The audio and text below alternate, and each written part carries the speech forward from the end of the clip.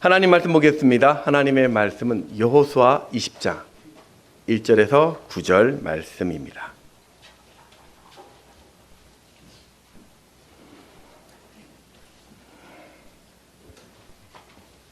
한 절씩 교독합니다. 여호와께서 여호수아에게 말씀하여 이르시되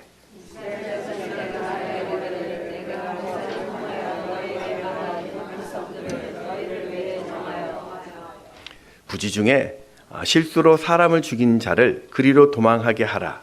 이는 너희를 위해 피의 보복자를 피할 곳이니라.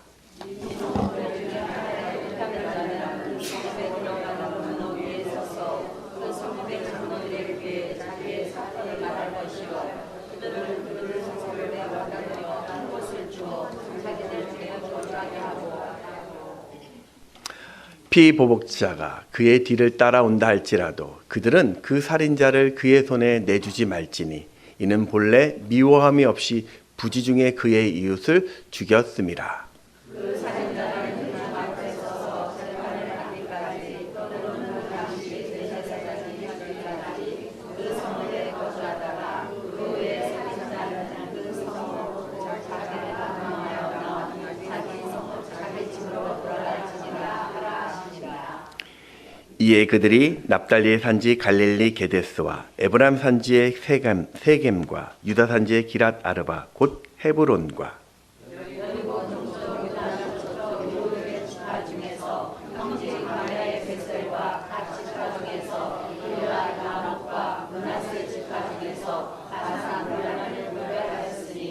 함께 읽겠습니다. 이는 곧 이스라엘 모든 자손과 그들 중에 거류하는 거류민을 위하여 선정된 성읍들로서 누구든지 부지 중에 살해한 자가 그리로 도망하여 그가 회중 앞에 설 때까지 피의 보복자의 손에 죽지 아니하게 하기 위함이라.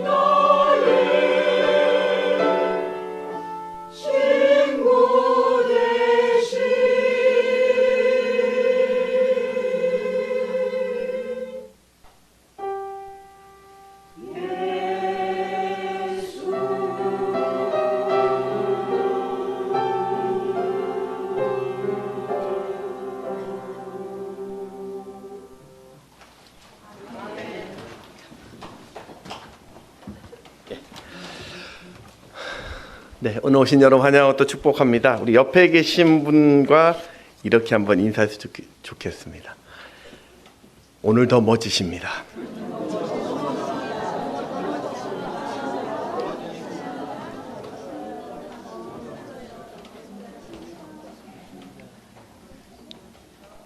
네. 주후 80년경에 우리 베수비오 화산 폭발로 당시 고대 로마 제국의 휴양지였던 폼페이라는 도시가 하루아침에 멸망당합니다.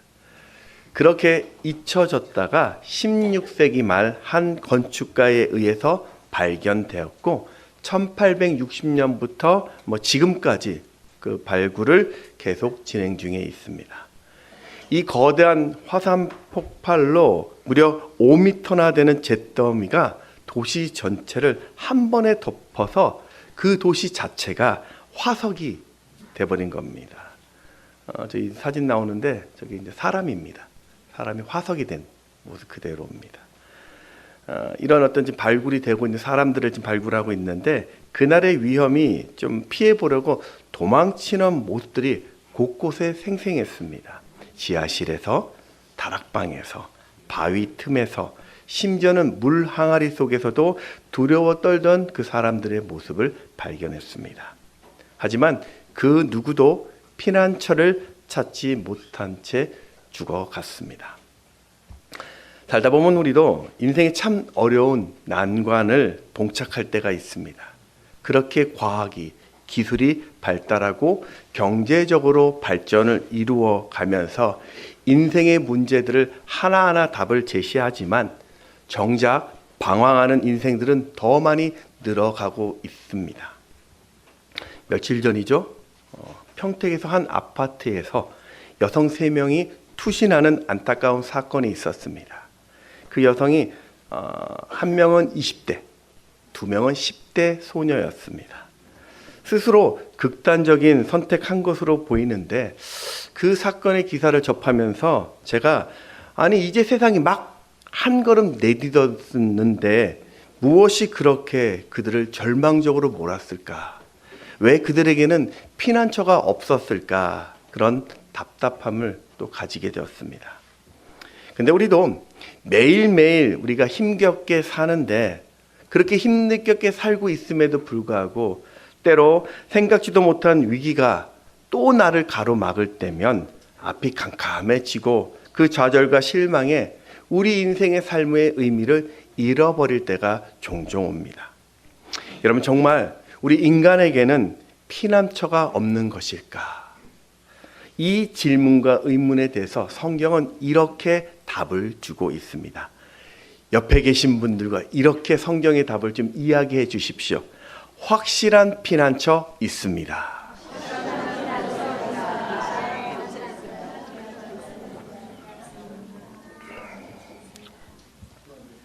네. 여호수아 19장 마지막 절에 보면 땅 나눈 일이 마쳤다라고 하며 이스라엘 12지파의 땅 분배 사건들을 다 끝냈다라고 고백합니다. 그리고 그 다음에 주신 명령이 오늘 본문인데 바로 도피성을 만들라고 명령합니다. 하나님의 기업이 된 레위 지파는 가나안 땅을 분배받지 못했죠. 대신 이스라엘 전역에 흩어져서 각 지파들이 레위 지파를 위해서 내어준 48개의 성에 살게 되었고 그 성 중에 6개를 하나님의 도피성으로 지정하게 됩니다. 민수기 35장 6절에 보면 너희가 레위인에게 줄 성읍은 살인자들이 회피하게 될 도피성으로 6성읍이요 그 외 42성읍이라. 여기서 한 가지 드는 의문이 있습니다. 왜 꼭 도피성이 지금 해야 할까라는 것입니다. 지금 각 지파가 분배받은 땅 안에는 아직도 정복하지 못한 적들의 땅이 있었습니다. 여러분 5년 이상 지속되는 전쟁 중에서도 그 땅을 정복하지 못했다면 둘 중에 하나일 것입니다. 적들이 사소해서 무시하고 있거나 아니면 만만치 않는 적들일 것입니다. 이후에 사사기를 보면 여전히 그들이 그 땅에 존재하는 것을 보면 결국 쉬운 상대는 아니라는 것을 우리는 생각할 수 있습니다. 더군다나 이제는 각 지파별로 그들과 싸워야 했습니다. 그렇다면 지금 도피성의 이 이야기보다는 하나님의 전략이나 야 너희들 전쟁 가운데 이런 힘이 있을 거야, 이런 위로나 격려가 먼저 기록되어야 되는 것이 맞지 않을까요? 이 도피성의 이야기가 민수기 35장 또 신명기 4장이나 19장에서도 똑같이 기록되어 있는 것을 본다면 지금의 이 전쟁보다 더 우선되는 중요한 문제라는 것을 우리는 암시하고 알 수 있습니다. 도대체 하나님은 왜 이렇게 도피성의 이야기를 급하게 이야기하고 있을까요? 그들은 비록 전쟁 중이지만 약속의 땅 가나안에 있었습니다. 이미 이들은 하나님의 통치 속에서 하나님과 동행하는 삶을 살고 있었던 거죠. 그래서 도피성은 그들이 은혜의 삶을 살아가는데 기준이 되는 것이 무엇인지를 보여주고 있는 것입니다. 저는 오늘 이 도피성의 이야기를 통하여 우리가 은혜의 삶을 살아가는데 핵심적인 두 가지 원칙을 살펴보겠습니다. 첫 번째 원칙은 도피성은 하나님의 공의입니다. 민수기 35장에 보면 고의로 살해한 자는 반드시 죽이라고 명령합니다. 왜냐하면 다른 사람의 생명을 빼앗고 그 피를 흘리면 그 피가 땅을 더럽히기 때문입니다. 민수기 35장 33절 말씀을 같이 읽습니다. 시작. 너희가 거주한 땅을 더럽히지 말라. 피는 땅을 더럽히나니 피 흘림을 받은 땅은 그 피를 흘리게 한 자의 피가 아니면 속함을 받을 수 없느니라. 이스라엘이 거하는 땅은 하나님이 주신 거룩한 땅입니다. 그런 땅이 더럽혀지면 하나님의 거룩이 떠난다는 말입니다. 그래서 가해자의 피로 되갚으라는 것이 하나님의 공의입니다. 이게 율법에는 고엘이라는 제도로 나와 있습니다. 고엘의 뜻이 되찾다, 구속하다, 보상하다라는 뜻입니다. 이스라엘의 고엘에는 세 가지 형태가 존재합니다. 첫 번째 형태는 먹고 살 것이 없어서 땅을 되팔았을 경우는 친척이 그 땅을 되찾아주는 우리 기업 물음이라는 제도가 있고요. 또 하나는 가문의 대가 끊어지면 친척이 아들을 대신 낳아주는 계대 혼인이라는 방법이 있고, 마지막으로 가족이 살해당했을 때 친척이 보복해주는 피해 보복법이 있습니다. 민수기 35장 19절 말씀 같이 읽습니다. 시작. 피를 보복하는 자는 그 살인한 자를 자신이 죽일 것이니 그를 만나면 죽일 것이요.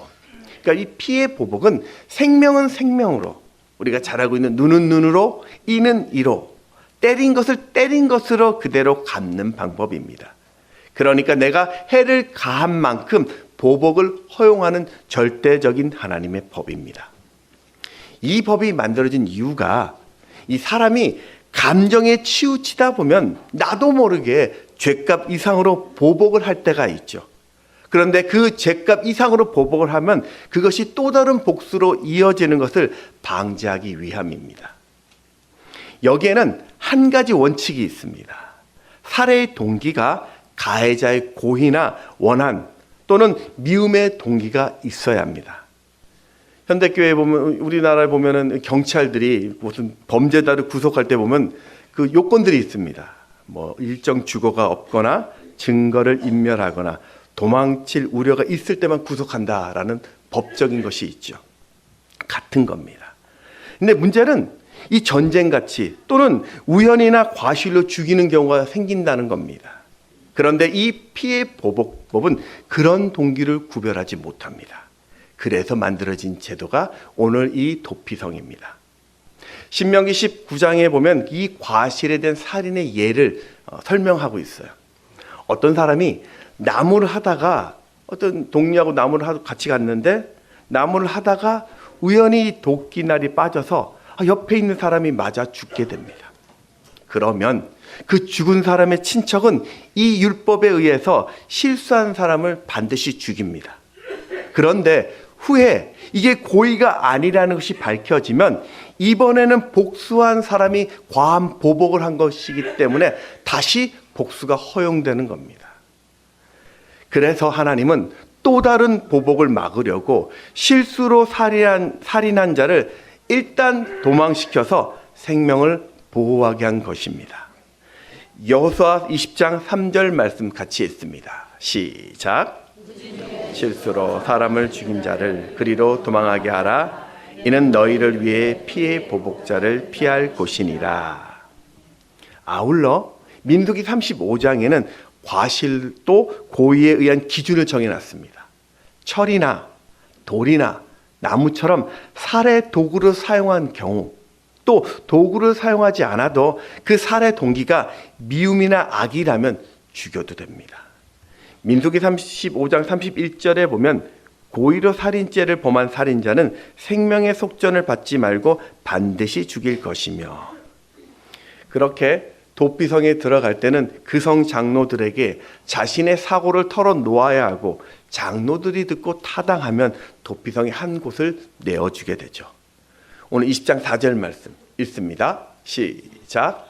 이 성읍들 중에 하나에 도피하는 자는 그 성읍에 들어가는 문 어귀에 서서 그 성읍 장로들에게 이 사건을 말할 것이요, 그들은 그를 성읍에 받아들여 한 곳을 주어 자기들 중에 거주하게 되고. 자, 이렇게 되면 다 끝난 것일까요? 그렇지 않습니다. 이후 살인자는 회중 앞에서 정식적인 재판을 받아서 살인의 의도가 판단되면 도피성에서 쫓겨나서 보복자의 손에 넘겨지게 됩니다. 그리고 그러니까 결국 과실로 인정받을 때만 그 도피성에서 살게 됩니다. 여러분, 누구든지 죄를 범하면 그 죄값을 치러야 합니다. 그게 우연이든 과실치사든 죄는 죄입니다. 그런데 죄의 무게는 다릅니다. 고의로 살인한 자에게는 응당한 그 벌을 받아야 하지만, 고의성이 없는 실수나 우연으로 인해서 억울하게 죽는 일이 없도록 긍휼을 베풀어 주는 것, 그게 도피성이었고 하나님의 공의였습니다. 자, 그럼 과실 판정이 나면 그게 다 된 것일까요? 그렇지 않습니다. 살해자는 평생 그 성을 나오지 못합니다. 만약에 몰래 도피성에 나왔다가 보복자 손에 붙잡히면 죽어도 할 말이 없는 겁니다. 그게 공의입니다. 우리 민수기 35장 26절 27절 말씀 같이 읽습니다. 시작. 어느 때든지 그 피하던 도피성 지경 밖에 나가면 피를 보복하는 자가 도피성 지경 밖에서 그 살인자를 만나 죽일지라도 피 흘린 죄가 없나니. 그렇게 살다가 대제사장이 죽으면 그때 자유가 선언되어서 드디어 집으로 돌아갈 수 있습니다. 우리 여호수아 20장 6절 말씀 또 읽습니다. 시작. 그 살인자는 세진자에 서서 때까지 또는 그 당시 대제사장이 죽기까지 그 성읍에 거주하다가 그 후에 살인자는 그 성읍 곧 자기가 도망하여 나온 자기 성읍 자기 집으로 돌아갈지니라 하라 하시니라. 물론 대제사장이 뭔가 신령해서 죄인들의 죽음에 특별한 효력이 있다, 그런 말은 아닙니다. 그것은 제사를 통해서 모든 부정함을 담당하는 중보자 사명이 이 대제사장 사명이기 때문입니다. 그것 때문에 그의 죽음이 그가 담당했었던 모든 죄를 사해 주는 것으로 하나님이 인정해 준 것입니다. 바로 이 도피성의 이 공의가 예수 그리스도를 예표하고 있습니다. 우리는 이 땅에서 정의를 꿈꿉니다. 자유를 소망하고 평안을 원합니다. 기쁨을 누리고 싶습니다. 하지만 아무리 노력해도, 내가 아무리 수고해도, 아무리 애를 써도 진정한 행복을 누리지 못합니다. 그저 일시적인 만족, 일시적인 기쁨. 왜냐하면 바로 우리의 죄 때문입니다. 로마서 6장 23절에 보면 바로 이 죄의 형벌이 사망이라고 이야기하죠. 그래서 나의 이 죄 문제가 해결되지 않고서는, 이 사망을 뛰어넘지 않고서는 진정한 행복을 누릴 수 없는 것입니다. 그래서 대제사장 대신 예수님이 오늘 이 땅에 오셔서 십자가에서 우리 죄를 대신 담당하신 것이죠. 베드로전서 우리 2장 24절 말씀 같이 읽을까요? 시작. 친히 나무에 달려 우리 죄를 담당하셨으니 이는 우리로 죄를 대하여 죽고 의에 대하여 살게 하려 하심이라. 오늘 여러분이 예수님을 나의 구원자로 믿는다면 그 예수 십자가의 죽음이 바로 나를 위한 죽음이 되고 주님이 십자가 흘리신 그 피가 오늘 내 모든 죄를 깨끗하게 하신 보혈이 되는 것입니다. 공의의 하나님은 우리에게서 그 십자가의 보혈을 보시면서 우리의 불법을 전혀 기억하지 않으십니다. 히브리서 10장 17절에 보면 또 그들의 죄와 그들의 불법을 내가 다시 기억하지 아니하리라 하셨으니, 오늘 마귀는요 이 땅에 있는 우리를 향하여 세상에서 그 도피성을 찾지 못하게 합니다. 야, 세상에 신은 없어. 야, 너를 믿어. 너의 인생이 최고야. 하나님은 너를 돕지 않아. 마귀는 끊임없이 우리를 예수라는 도피성에서 끄집어 나오도록 협박을 가합니다. 야, 네 모습을 봐라. 맨날 죄 짓고 있지 않느냐. 너에게는 선한 것이 없어. 넌 원래 그런 사람이야. 염치가 있어라. 무슨 은혜를 구하느냐. 네, 오늘 우리가 예수를 믿어도 죄의 유혹에 무너질 수 있습니다. 아무런 변화가 지금 당장 보이지 않을 수 있어요. 여전히 탐욕과 이기적인 생각에 넘어질 수 있습니다.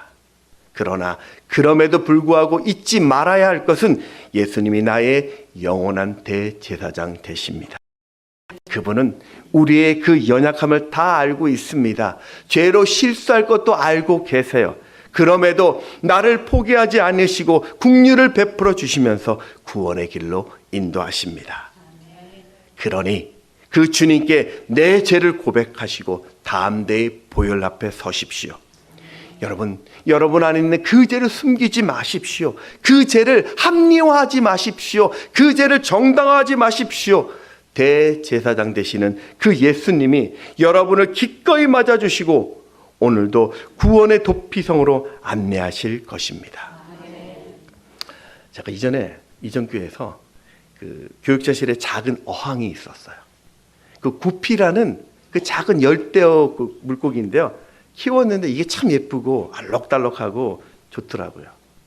그래서 이쁨을 많이 받았는데 분명히 어미가 새끼를 낳았는데 조그마한 새끼들이 있던데 그 다음날 보면은 한 마리도 없어요.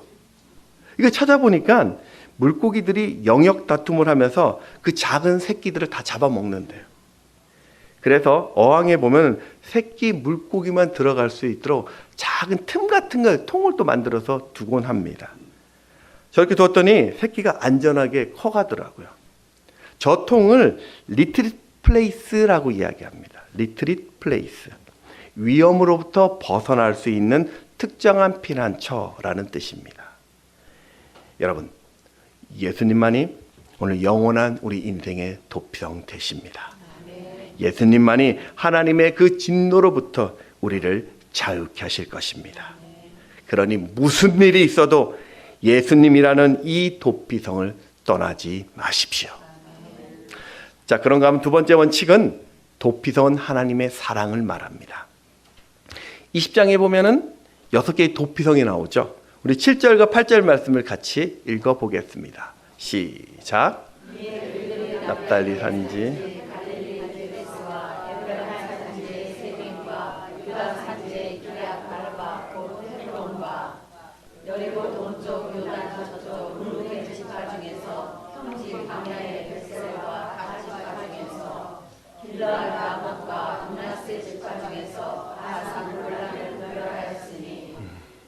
이 도피성의 위치가 그림에 보면은 요단강을 중심으로 동쪽에 3개, 서쪽에 3개, 그리고 북쪽에 2개, 중부에 2개, 남부에 2개 이렇게 골고루 퍼져 있어요.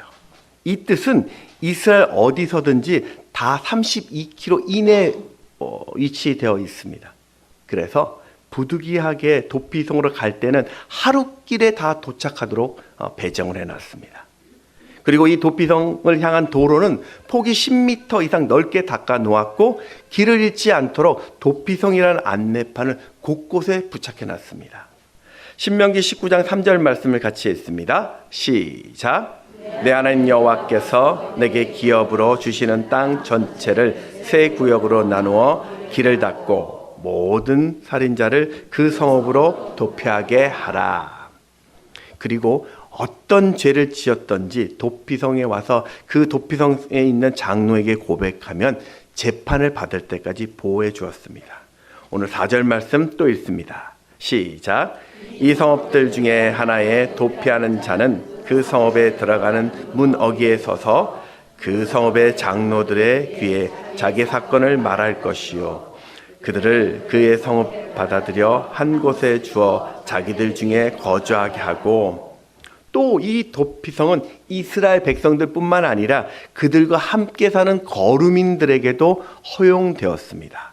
9절 말씀 또 읽습니다. 시작. 이는 곧 이스라엘 모든 자손들과 그들 중에 거류하는 거류민을 위하여 선정된 성읍들로서 누구든지 부지 중에 살해한 자가 그리로 도망하여 그가 회중 앞에 설 때까지 계속자의 손에 죽지 아니하게 하기 위함이라. 여기서 거류민이 바로 이방인을 이야기하는 거예요. 오늘 이 말은요, 어느 민족이나 종족에 상관없이 누구라도 피할 수 있는 곳이 도피성입니다. 이렇게 도피성은 편의점처럼 24시간 열려 있고요. 그 성에 들어가면 굶어 죽지 않도록 음식도 항상 준비되어 있습니다. 여러분, 왜 이렇게까지 할까요? 굳이 이렇게까지 해야 할 이유가 있을까요? 그들은 죄인인데, 살인자인데요. 너무 과도한 것 같지 않습니까? 이런 과도한 도피성이 바로 하나님의 사랑을 보여주는 제도입니다. 이야기했죠? 이런 도피성에 들어가는 방법, 그저 나의 죄를 고백하면 됩니다. 무슨 자격 심사나 서류 절차를 통과해야만 들어가는 것이 아니라 내가 죄를 지었다고, 내가 살인자라고, 그래서 나는 지금 도움이 필요하다라고 그 이유만 말하면 되었습니다. 그렇습니다. 오늘 우리들을 향한 하나님의 사랑도 특별하고 과분합니다. 우리가 뭐길래 주님이 하늘 보좌를 버리고 낮고 낮은 이 모습으로 이 땅에 오셨을까요? 도대체 내가 무엇이길래 주님이 십자가에서 역겨운 냄새나는 내 죄를 끌어안고 희생 제물이 되셨을까요? 내가 뭐길래 오늘도 반역하는 나를 위해서 말할 수 없는 탄식으로 기도하고 계실까요? 우리를 사랑하셔서. 이것밖에 설명이 되지 않아요. 요한복음 3장 16절에 보면 하나님이 세상을 이처럼 사랑하사 독생자를 주셨으니 이는 그를 믿는 자마다 멸망하지 않고 영생을 얻게 하려 하심이라.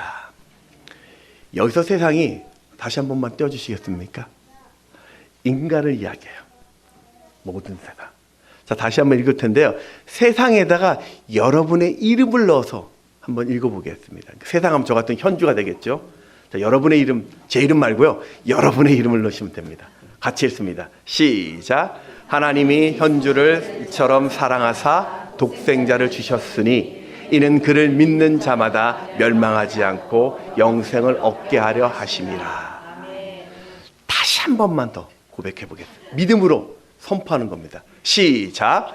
하나님이 현주를 이처럼 사랑하사 독생자를 주셨으니 이는 그를 믿는 자마다 멸망하지 않고 영생을 얻게 하려 하심이라. 아멘. 하나님은 나를 사랑하셔서 독생자 예수를 죽이시고 회복의 기회를 주셨습니다. 잘난 것 하나 없는데도 무작정 사랑하셔서 하나님의 자녀로 우리를 삼아 주셨습니다. 오늘날 우리의 문제가 무엇입니까? 왜 내 영혼이 메말라 가고 있습니까? 왜 내가 기쁨이 살아가진 채로 오늘도 허덕이며 살고 있습니까? 왜 주님의 보혈을 들어도 감격이 식어져 갈까요? 그것은 우리가 도피성 되시는 예수님 대신에 또 다른 도피성을 찾고 있기 때문입니다. 갈라디아서 1장 6절 7절 말씀 같이 읽습니다. 시작. 그리스도의 은혜로 너희는 부르심이 이같이 속히 떠나 다른 복음을 따르는 것을 내가 이상히 여기노라. 다른 복음은 없나니 다만 어떤 사람들이 너희를 교란하여 그리스도의 복음을 변하게 하려 함이라. 다른 복음은요, 내가 예수를 그래 인정해. 그렇지만 하나님의 기준이 아닌 내 기준으로 내가 살겠다는 뜻입니다. 다른 복음은 내 현실과 상식이 기준이 되어서 하나님 대신 내가 믿고 싶은 것만 믿겠다는 거예요. 그게 다른 복음입니다. 바울은 지금 내 눈에 보이지 않고 현실과 달라서 답답하지만 나를 위해 죽기까지 사랑하신 주님의 말씀이라면 그게 진짜인 줄 알고 그 길을 걸어가는 사람, 그게 예수 믿는 자의 모습이라고 이야기하고 있습니다. 여러분, 다른 복음에는 절대로 하나님의 사랑이 나타나지 않습니다. 오직 예수만이 우리 인생의 생명 되시고 진리 되시고 길이 됩니다. 요한복음 14장 6절에 보면 예수께서 이르시되 내가 곧 길이요 진리요 생명이니 나로 말미암지 않고는 아버지께로 올 자가 없느니라. 제가 근래 그 네덜란드 출신의 세계적인 전도자 코리텐 붐 여사가 쓰신 주님은 나의 피난처라는 책을 다시 한 번 더 좀 이렇게 읽게 되었습니다.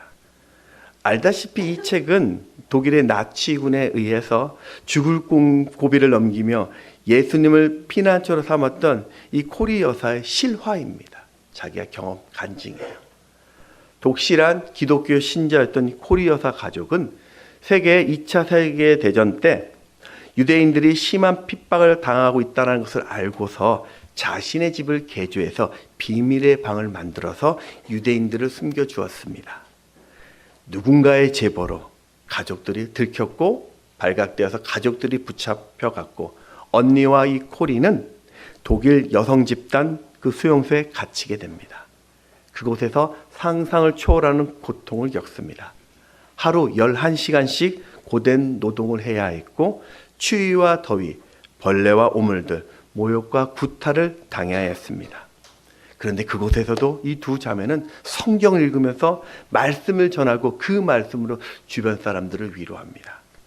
이 언니는 코리에게 세상에서 가장 안전한 곳이 하나님의 뜻 아니다라고 말하면서 전쟁이 끝나면 전쟁 피해자들을 위해서 센터를 만들자면서 희망을 꿈꾸었습니다. 안타깝게도 언니는 그 수용소에서 세상을 떠납니다. 그런데 한 가지 기적이 일어납니다. 독일군의 그 사무착오로 이 코리가 석방이 된 것입니다. 그녀가 석방된 지 일주일 후에 같은 방에 있었던 사람들이 가스실에서 처형당했다는 소식도 듣습니다. 구사일생으로 살아남은, 그래서 네덜란드로 돌아온 그녀는 2차 세계대전이 끝난 후에 치유센터를 세워서 하나님이 살려주신 그 은혜를 전하는 전도자가 됩니다. 그런데 어느 날 코리에게 독일로 가서 복음을 전하라는 성령의 음성을 듣습니다. 이 코리 여사는 하나님, 저는 죽어도 독일 못 갑니다.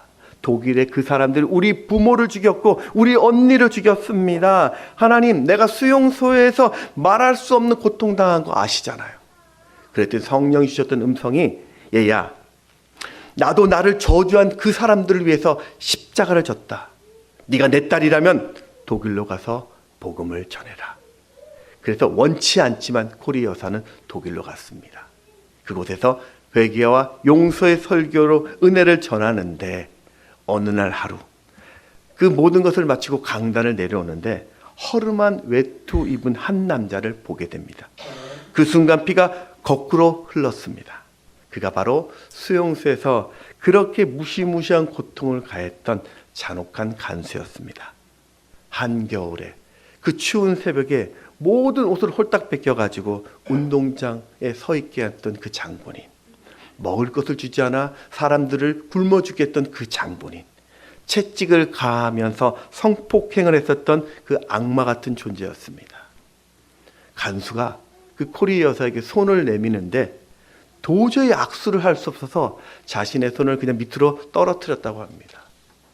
그때의 마음이, 자신이 미소를 지으려고 애를 썼는데 손을 들어서 악수를 좀 하려고 했는데 도저히 할 수 없었대요.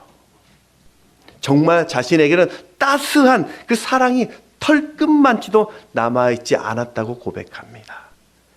그때 다시 기도합니다. 주님, 절대로 나는 저 사람 용서 못해요. 그랬더니 그 주셨던 음성이, 코리야, 나도 나를 못 받고 침뱉고 채찍으로 때리고 죽인 그 사람들을 나는 용서했어. 그러니 너도 용서해라. 그랬더니 코리 여사가, 주님, 저는 절대로 못합니다. 그러니 당신이 용서할 수 있는 은혜를 내게 주십시오 라고 기도합니다. 그래서 힘없이 악수를 하는데 믿을 수 없는 일이 일어납니다. 어깨로부터 뭔가 알 수 없는 무슨 힘이 손을 통해 그에게 전달되는 그런 느낌을 받습니다. 악수 후에 갑자기 그 사람이, 이 간수가 그 사람 많은 데에서 내가 당신에게 얼마나 큰 죄를 지었는지를 안다고 그 죄를 다 고백합니다. 그런 나에게도 당신이 내게 복음을 주셔서 감사하다고, 이제부터 내가 새 사람이 되겠다고 고백을 합니다. 그러는 동안 코리 여사 마음속에서 알지 못하는 주님의 사랑이 솟구쳤다고 해요.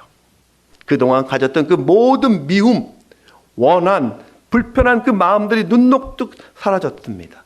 그리고 그 간증의 고백이 주는 나의 피난처라는 책이었습니다.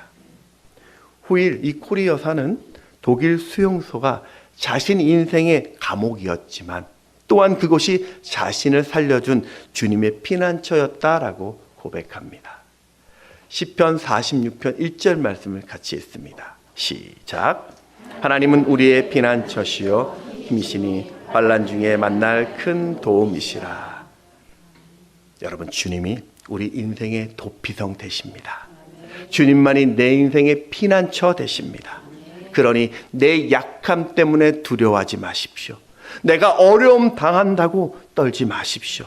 예수 믿는 우리는 그렇게 호락호락하지 않습니다. 내가 배운 것이 좀 없어도, 성공하지 못해도, 연약해도, 내 몸이 불편해도 우리는 절대로 만만하지 않습니다. 왜냐하면 우리에게는 피할 길이 있기 때문입니다.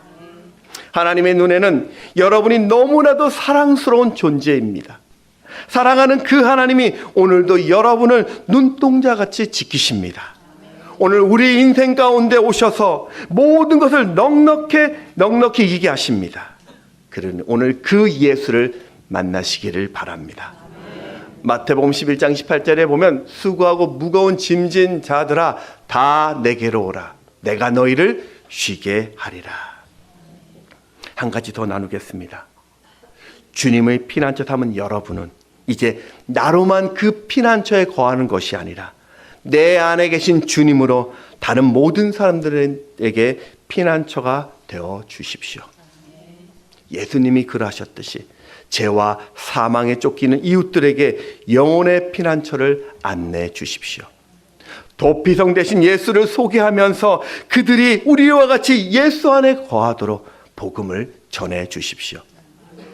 상처와 고통 속에 살아가는 그들을 따뜻한 피난처가 되어 주십시오.